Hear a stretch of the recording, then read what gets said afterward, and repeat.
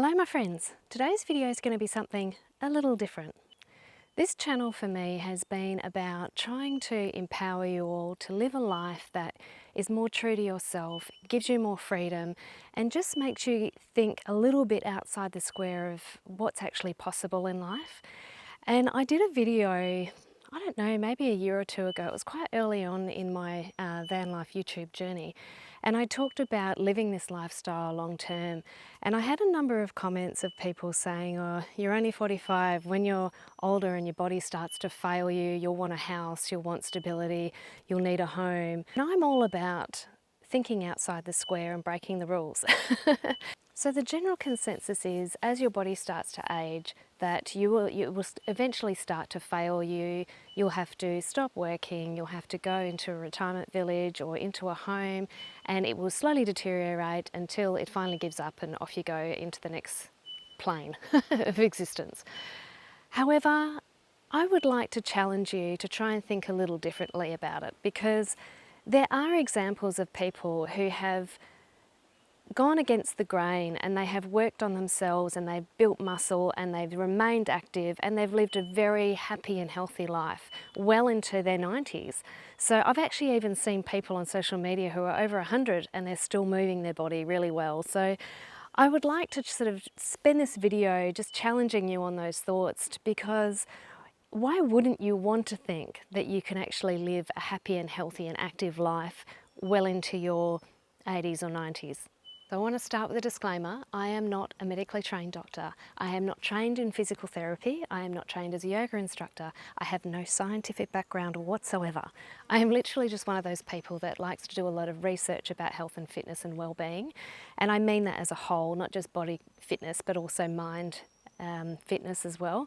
So please just take everything I say today and speak to your medical professional about you and your situation and your body before you do anything. Now, when I talk about challenging the way we think about aging and health as a whole, I am talking about science, because science, I think we think of it as, you know, we've done this study and now we know this thing to be true. However, science is always actually ever changing. So it used to be thought that the brain pathways were fixed and there was no neuroplasticity. And neuroplasticity is actually the brain being able to find new neural pathways. So, for example, if your finger stops working because of some neural pathway from your brain to your finger, it was thought that that was it, it couldn't work again. However, they've since learnt that, you know, you can do certain things within the body to try and get that pathway to reactivate again. So, you know, I think science, it is a wonderful thing, and you know, we can certainly learn a lot from it, but you know, I think to think that it is just a fixed thing is, you know, a little bit inside the box. We need to try and break free of that a little bit too. The other thing they used to think as well is that your bone density was fixed from about your late teens to early 20s, I think. And then they discovered that you can actually still build bone later into life. And obviously I'm one of those people that's a prime candidate for osteoporosis because I am of a thin skeletal frame.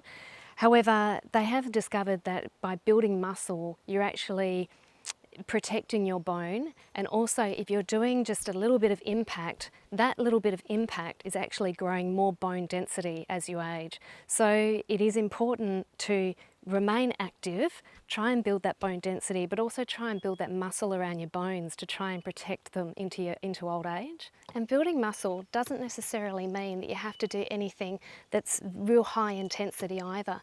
I actually watched a documentary where they looked at blue zones.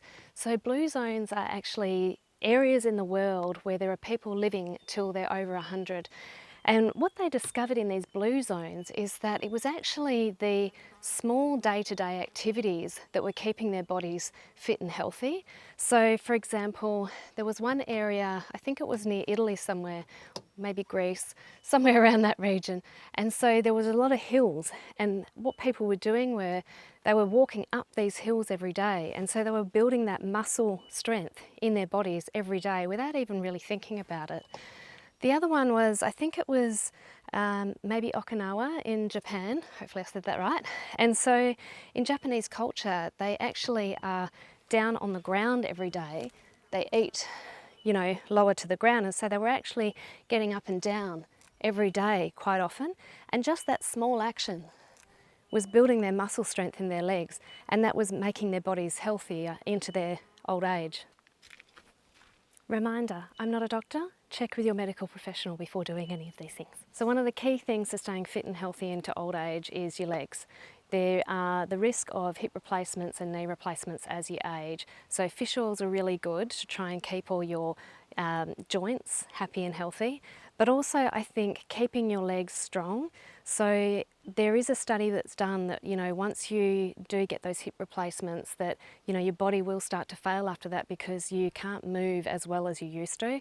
So, and you know what, hey, we've just been talking about breaking the mold, so maybe that's just a conditioning we've been taught. But we want to try and keep our legs as strong as possible. And with my van, I'm obviously in and out of that van every day. And I have to admit, I am very cautious about stepping in and out of that van. I actually used to have these long pants that were wide-legged at the bottom.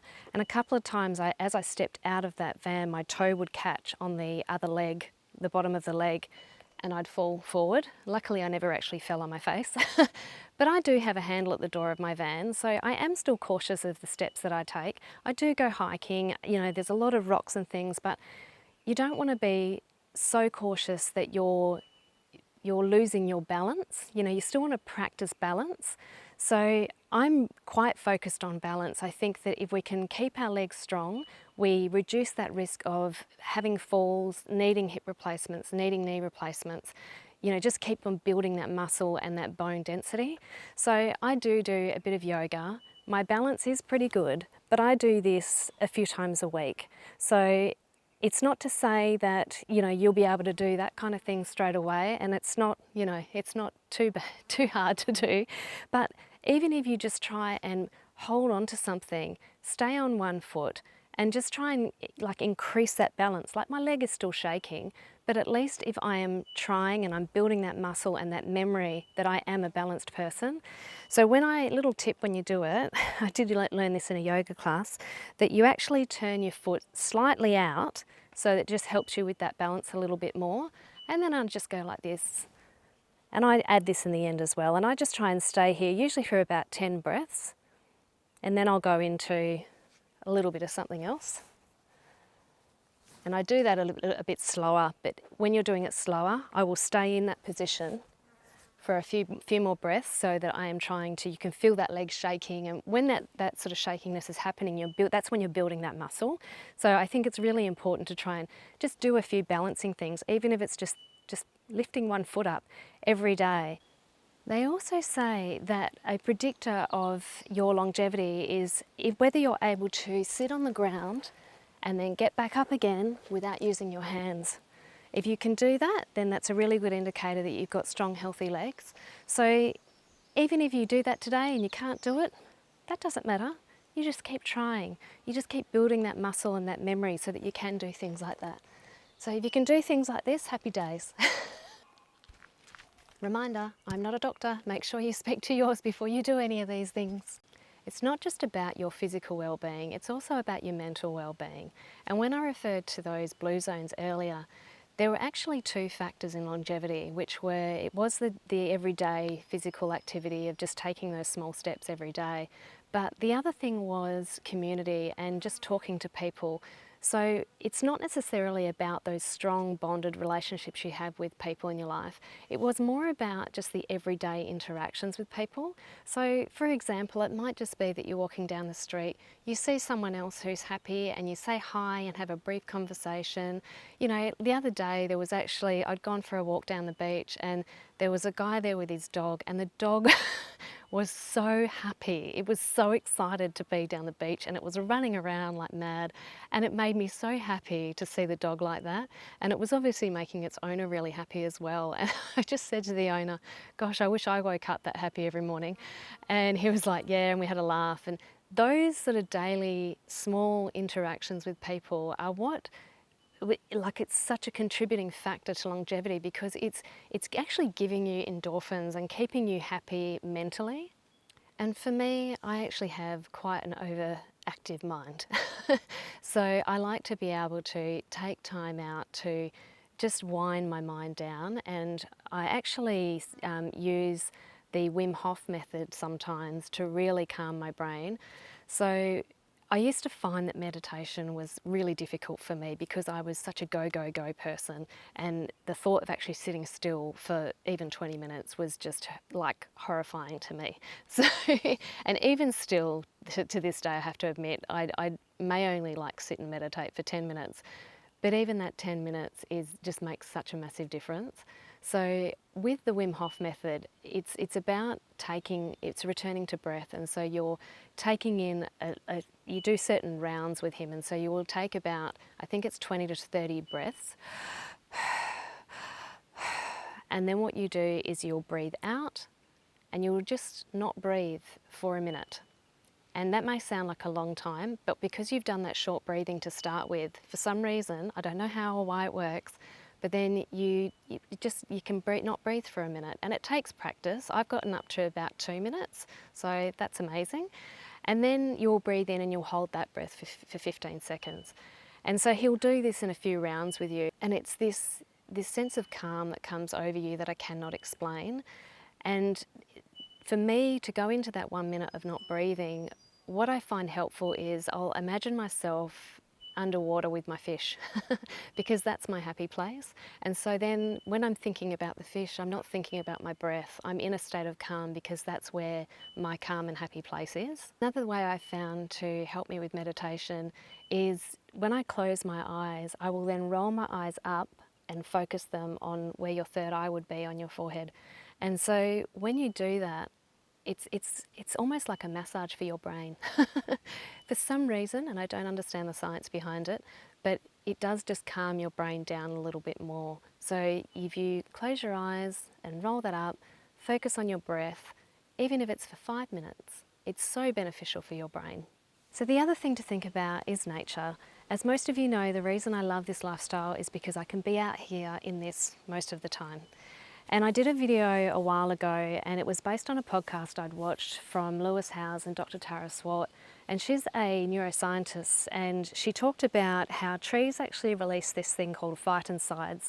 And phytoncides are actually the tree's essential oil, but it's their natural immune system. And when we're walking past that, there's actually a chemical reaction that happens, and it increases our killer cells against cancers. So it's boosting our immune system. So I used to come out and, to my favourite forest, and I'd be feeling like so great for at least a couple of weeks afterwards. And I never really knew why. And it actually does have something to do with what is being released around you when you're out amongst the trees. So it's no wonder when I hug a tree I feel so good. And the other thing is the sun. So I think it is important to protect yourself from the sun. Now, that's not to say don't ever go out in the sun, because everything in nature needs the sun to grow. So I think it is still important to get sun because it does energise you. It does give you vitamin D. However, I think that you've just got to be mindful not to bake in it. I think, like everything in life, everything in moderation. So try and wear wide-brimmed hats and cover yourself up if you are going to be out in the sun for a long time, because regardless of whether that actually does cause skin cancers or not, it will still age your skin. So I've started to wear like long things on my arms and hands when I'm doing long drives, because I would like to try and remain as youthful looking for as long as possible. And I don't really like creams or plastic surgery or anything, so I'm just going to hide, those bits from the sun. Well, I hope this video has been helpful for you today. It's not necessarily about living this lifestyle, although I do a lot of this because I love this lifestyle and I want to keep doing it for many years to come. But I really want you all just to live a happy and healthy lifestyle, no matter what that is for you. So I hope it's helped you to think outside the square, love your body more, and want to help to give it the best chance that it can into old age. Please remember to speak to your medical professional before you make any changes to your routine or you try something new. And yeah, here's to living happy and healthy and strong into the future.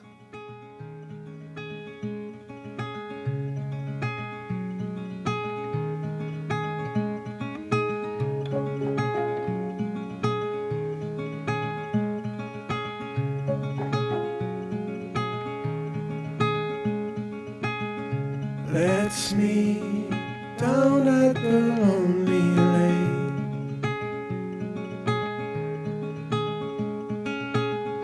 Before summer has gone away,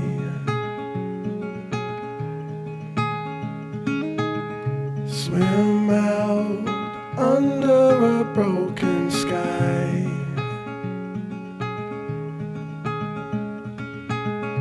Cold sun colored with shades of white. Wave goodbye to last summer.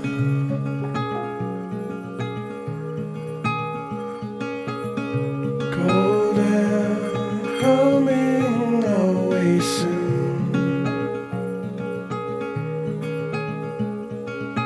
So let's lay under the falling